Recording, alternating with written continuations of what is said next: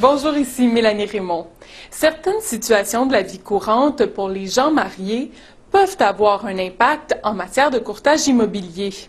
Pour savoir ce qu'il faut prendre en considération lorsqu'un couple marié ou même un couple en instance de divorce procède à une transaction immobilière, je rencontre Maître Martin Fortier, qui est avocat associé au sein de l'étude de Chantal Damour-Fortier et auteur du Bulletin légal.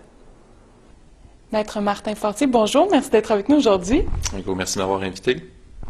Maître Fortier, une fois mariés, les époux sont régis par plusieurs lois. Pouvez-vous nous expliquer ce que ça implique et les impacts que ça peut avoir lors d'une transaction immobilière? Oui, effectivement, c'est une bonne question. La problématique découle du fait que, dans certaines occasions, un époux n'est pas nécessairement copropriétaire de l'immeuble. Alors, dans ce cas-ci, il faut absolument obtenir son consentement, dépendamment du régime matrimonial dans lequel les parties sont mariées.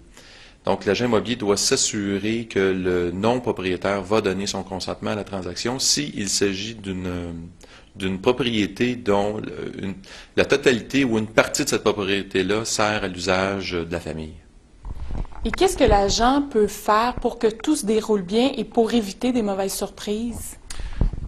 Vérifier, s'informer. Alors, vérifier comment? Premièrement, au registre foncier. Vous allez pouvoir, suite à vos vérifications, découvrir s'il y a eu une déclaration de résidence familiale de publier.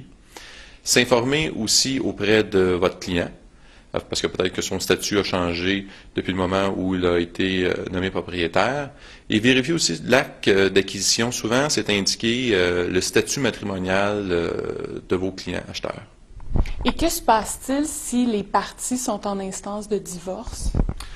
Bon, tant qu'il n'y a pas de jugement, les mêmes règles que je viens de vous énoncer continuent de s'appliquer. Maintenant, s'il y a un jugement de publier, donc le jugement peut affecter des droits. Par exemple, on peut confier au non-propriétaire un droit d'usage de la maison. Et ça, vous pourrez le vérifier avec le jugement ou avec le registre foncier, encore une fois, où le droit d'usage peut avoir été publié.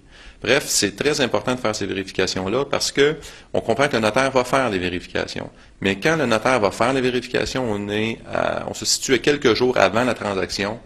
Et à ce moment-là, ça peut causer plusieurs problématiques et malheureusement, la rétribution du courtier immobilier peut être en jeu.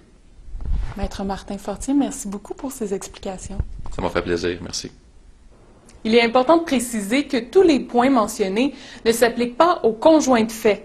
Pour ces derniers, il faut plutôt se référer aux règles de droit civil, dont celles relatives à la copropriété indivise. Pour plus d'informations sur l'impact du mariage et du divorce en matière de courtage immobilier, je vous invite à consulter le plus récent Bulletin légal qui est disponible dans la section Publications de l'extranet réservée aux membres. Ici Mélanie Raymond, à la prochaine!